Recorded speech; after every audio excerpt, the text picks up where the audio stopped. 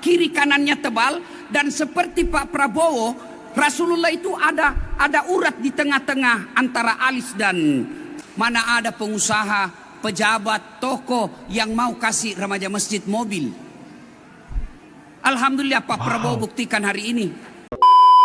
Assalamualaikum warahmatullahi wabarakatuh. Teman-teman, ini ada video yang sangat menarik untuk kita simak bersama-sama, di mana ini merupakan pengungkapan fakta terkait Pak Prabowo Subianto yang dilakukan oleh Ustadz Dasat Latif. Jadi Ustadz Dasat ini membongkar apa yang disumbangkan oleh Pak Prabowo kepada masjid untuk kemakmuran masjid tentunya teman-teman ya.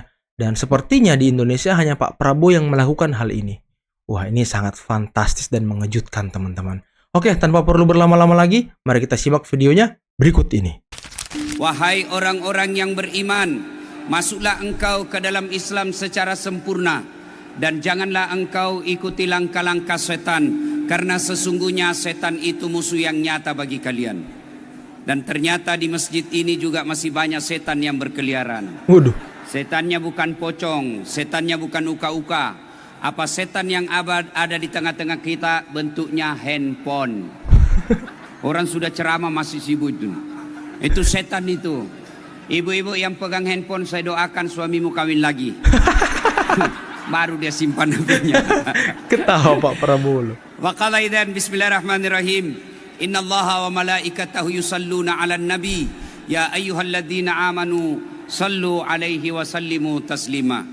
Sesungguhnya Allah dan para malaikatnya bersalawat kepada Rasulullah Muhammad sallallahu alaihi wasallam. Maka wahai orang-orang yang beriman, bersalawatlah kalian kepada Rasulullah dengan sebaik-baik salawat. Sadaqallahul adzim, maha benar Allah dengan segala firman-Nya. Ibu bapak, saudara-saudara sekalian, teristimewa yang kita hormati dengan segala kemuliaan yang kita miliki, Bapak Haji Prabowo Subianto, yang insya Allah dimuliakan dan dirahmati oleh Allah Subhanahu wa Ta'ala. Amin. Dan Ketua Umum BKP RMI, para jenderal-jenderal yang saya tahu sejak kecil, beliau jenderal-jenderal ini adalah jenderal yang dekat dengan masjid. Dan dibuktikan hari ini, meskipun beliau dengan kesibukannya masih mampu menghadiri acara BKP RMI, acara pada pemuda yang tidak punya modal, bukan pengusaha, tapi modal kita adalah kedekatan dengan Allah Subhanahu wa Ta'ala. Bapak Prabowo, saya tahu waktu Bapak sangat sempit, makanya saya tuduh poin. Yang pertama, Nabi pernah ditanya, ya Rasulullah, siapa manusia yang paling baik?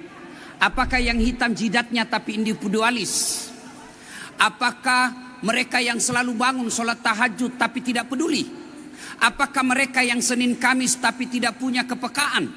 Apakah mereka yang Senin Kamis puasa tapi egois? Kata Nabi, bukan itu. Siapa orang yang baik? Khairun nas anfa'uhum linnas. Sebaik-baik manusia di antara kalian yang paling banyak manfaatnya buat orang lain. Dan kami saksi BKP RMI, Bapak Prabowo adalah yang paling banyak manfaat buat orang lain. Waduh. Mana ada kasihan remaja masjid, mana ada pengusaha, pejabat, tokoh yang mau kasih remaja masjid mobil. Alhamdulillah Pak Prabowo buktikan hari ini. Biasanya yang mau dikasih mobil itu apa Pak? Partai politik, karena ada maunya. Tapi Alhamdulillah Prabowo bukan memberikan kepada partai, tapi memberikan kepada remaja masjid. Wow. Maka tanggung jawab kalian yang diberikan mobil, jangan kau jadikan mobil pribadi untuk gaya-gaya. Jadikan itu untuk menjangkau masjid. Allahu Akbar. Pak Jenderal yang saya muliakan, wah, luar biasa teman-teman. Pak Prabowo sumbang mobil untuk masjid loh. catat saudara-saudara sekalian, sebut saja siapa? Semua alim Timur Tengah, semua alumni dari pesantren-pesantren terkemuka dari luar negeri Arab. Dasat Latif, alumni BKP RMI. Pak Jenderal, saya tidak pernah mondok. Wallahi, saya tidak pernah sekolah pesantren agama. Tapi Bapak boleh lihat sekarang di channel YouTube saya, paling banyak penontonnya. Iya. Penonton saya sekarang di YouTube Pak Jenderal 264 juta. Masya Allah. Dan hebatnya karena penonton saya bukan cuma Muslim. 4 hari lalu saya dari Samarinda Pak Jenderal. Ada orang Tionghoa, jelas mukanya sangat Tionghoa. Dia bangga dan dia minta kepada panitia, saya yang jemput Pak Ustadz. Beliau jemput dengan mobilnya yang mewah. Dan dia mengatakan, Alhamdulillah Ustadz, baru beberapa hari saya masuk Islam karena selalu nonton ceramahnya Pak Ustadz. Allahu Akbar. Kenapa? Karena saya dakwah, mari sejukkan. Apa yang kita mau capai dengan menghasut? Apa yang kita mau capai dengan memaki? Betul, apa yang betul. kita mau capai dengan menghina orang lain? Betul, Tidak betul. ada. Kalau ada saudaraku BKP Remi, kalian merasa ustadz, kalian merasa penceramah, tapi mulutmu kotor. Mulutmu kasar, siapa teladanmu? Adakah pernah dicontohkan oleh Rasulullah? Masya Allah. Saya dari tadi lihat Pak Jenderal. Pak Jenderal, Rasulullah itu tidak ada fotonya. Tidak ada lukisannya. Tapi deskripsi tentang beliau sangat lengkap. Beliau dijelaskan dalam hadis, alis kanan kirinya Pak, tebal. Kiri kanannya tebal. Dan seperti Pak Prabowo, Rasulullah itu ada urat di tengah-tengah antara alis dan... Coba lihat Pak Prabowo, ada kan Masya Allah. perbedaannya di sini. Kalau Rasulullah urat di sini. Apa tujuannya? Ketika beliau marah, uratnya ini keluar membesar sehingga sahabat tahu Nabi lagi marah sehingga tidak perlu memaki. Maka saudaraku, belajar dari Rasulullah. Pak Jenderalku semua yang hadir di tempat ini. Kurang apa itu bejatnya masyarakat sama Nabi sebelum diangkat jadi Rasul. Disebut masyarakat jahiliyah Pak.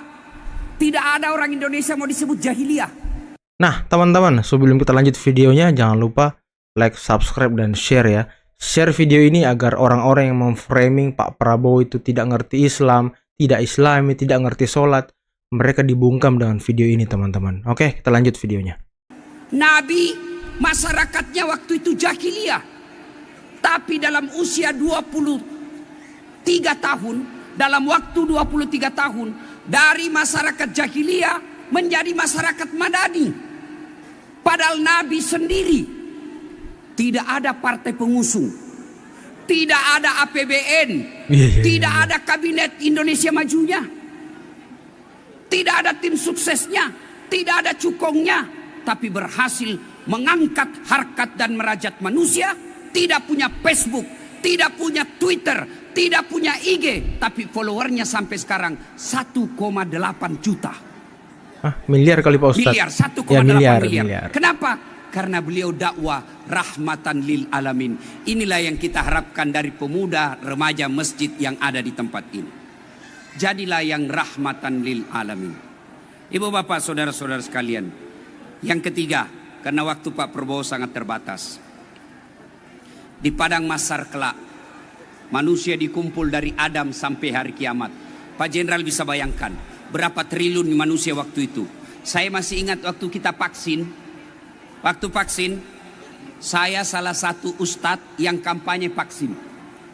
Ada ustadz yang mengatakan haram, ada ustadz yang mengatakan jangan, ada ustadz yang mengatakan itu sesat. Saya dimaki, saya dihina, saya difitnah. Ustadz penjual vaksin, ustadz pencari muka, ustadz pelat merah, tidak apa-apa. Yang penting orang harus divaksin. Karena ilmunya melawan COVID bukan dengan doa semata, tapi dengan vaksin. Dan Ikhtiar ternyata kali ya. ustadz-ustadz yang memaki saya waktu itu sekarang sudah vaksin. Kenapa? Nggak bisa kau bos pergi ceramah naik pesawat kalau nggak ada vaksinmu. Iya juga ya, betul juga ya. Dan pada saat kita vaksin awal-awal Pak, kita cuma vaksin 1 RT, kita cuma vaksin 1 RW. Ngantri kita Pak sampai sore. Padahal ngantrinya Pak, banyak yang suntik kita di padang mahsyar. Dari Adam sampai kiamat, 1 loket. Dan pada saat itu kata Nabi, semua wajahmu berubah. Ada muka tikus yang suka merampok, ada muka anjing yang suka korup, yang suka menyogok. Ada muka ular yang suka cari-cari muka. Ada muka kuda kata Nabi yang suka mendahului imam ketika berjamaah. Macam-macam. Dan pada saat itu kata Nabi, Allah sediakan kau ruang VVIP. Bapak kalau ke bandara, tentu beda-bedanya Pak Prabowo tempatnya dengan tempatnya masyarakat biasa. Iya betul. Karena beliau pejabat negara. Ada tempat khususnya Pak, namanya ruang VVIP. Iya. Dilayani dengan baik. kuenya khusus. Kalau kita yang penumpang umum, apalagi kelas ekonomi, gabung kita di ruang tunggu Pak. Mulai dari parfum asli sampai parfum palsu, sampai bau matahari, ada semua di situ Pak. Tapi ruang VVIP kelas khusus. Di ketika itu manusia pada sibuk, manusia pada cemas, manusia pada berubah wajahnya. Allah sediakan ruang 7 VVIP, 7 orang di dalamnya. Siapa di antaranya? Kata Nabi, yang nomor satu Pak Prabowo, nomor satu, imamun adil, pemimpin yang adil. Nabi tidak mengatakan imam masjid Istiqlal, tapi Prabowo ada di dalamnya. Kenapa? Pemimpin yang adil. Saya bilang sama pejabat, kalian rugi jadi pejabat kalau tidak memudahkan jabatanmu masuk surga. Kalau nanti Pak Jenderal, malaikat berkata, BKPRMI Indonesia masuk surga, masih ngantri Pak. Berapa? Jutaan jumlahnya Pak BKPRMI. Ngantri, masuk surga tapi ngantri. Tapi begitu malaikat katakan, Menteri Pertahanan Indonesia, Bapak Prabowo sendiri masuk. Kenapa? Karena beliau cuma sendiri jadi Menteri Pertahanan. Maka rugi orang Indonesia, pejabat kalau tidak memudahkan dirinya masuk surga. Saya Pak Prabowo ceramah, ayo datang ke masjid. Paling yang datang orang sudah pensiun Pak.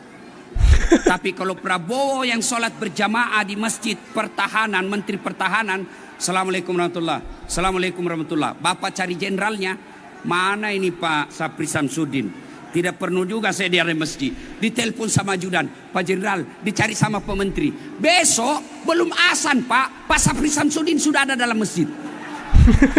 Itulah hebatnya kekuatan jabatan. Maka Allah menitipkan tidak semua orang di Indonesia dikasih jabatan. Terbatas, hanya orang-orang pilihan. Maka orang yang hadir di sini adalah pejabat-pejabat pilihan yang kita doakan semakin baik jabatannya. Amin, amin, amin, amin. Berikutnya, kita doakan Pak Prabowo selalu diberkahi teman-temannya, selalu diberi kesehatan, selalu diberi kekuatan dalam memimpin Indonesia nanti teman-temannya. Siapa yang dilindungi di pada masar yang kedua? Tadi imamun adil. Yang kedua, anak muda yang taat beribadah. Kalianlah semua remaja masjid. Yang ketiga, mudah-mudahan Pak Prabowo ada di dalamnya. Orang yang memberi tangan kanannya dan tangan kirinya tidak mengetahui. Saya dengar tadi beliau katakan, mestinya dirahasiakan, cuma dikasih bocor sama Pak Said Agil. Bersedekah tanpa harus orang tahu. Dan yang keempat, mudah-mudahan kita semua juga ada di dalam ini. Mereka yang bertemu dan berpisah karena Allah. Remaja masjid bertemu dan berpisah bukan karena duit. Remaja masjid bertemu dan berpisah bukan karena jabatan, tapi mereka bertemu dan berpisah karena rumah ibadah yang insya Allah kita akan masuk di dalam 7 golongan itu. Amin. Karena waktu yang terbatas, ini saja tausiah kita. Sebelum saya akhiri, saya mau berpantun. Iya. Ini pantun khas orang Bugis. Sebenarnya orang Bugis itu tidak tahu pantun Pak.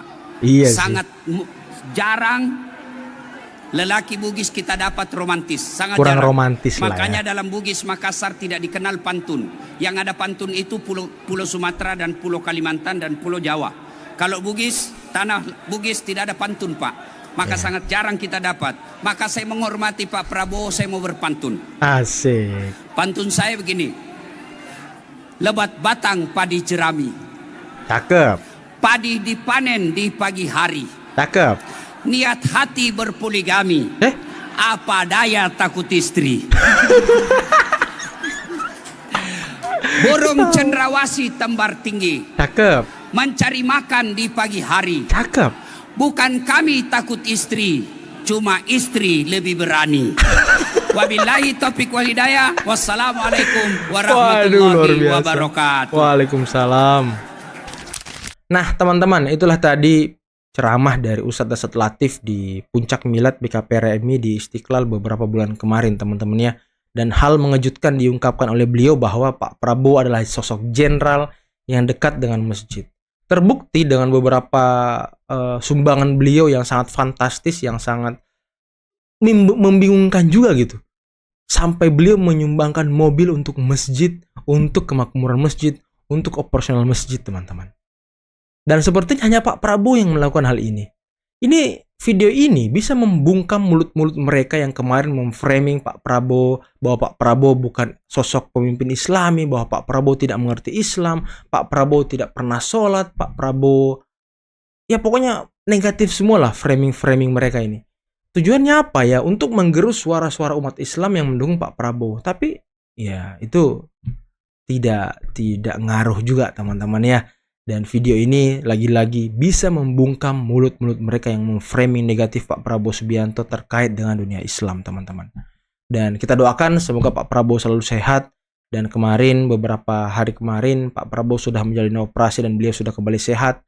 Jalannya sudah mulai normal. Dan semoga ketika memimpin Indonesia nanti, beliau bisa mengembalikan marwah dan harkat martabat bangsa Indonesia, teman-teman. Oke, mungkin cukup sekian dulu video kali ini. Jangan lupa like, subscribe, dan share videonya. Akhir kata, billahi taufiq wal hidayah. Wassalamualaikum warahmatullahi wabarakatuh. Bye-bye.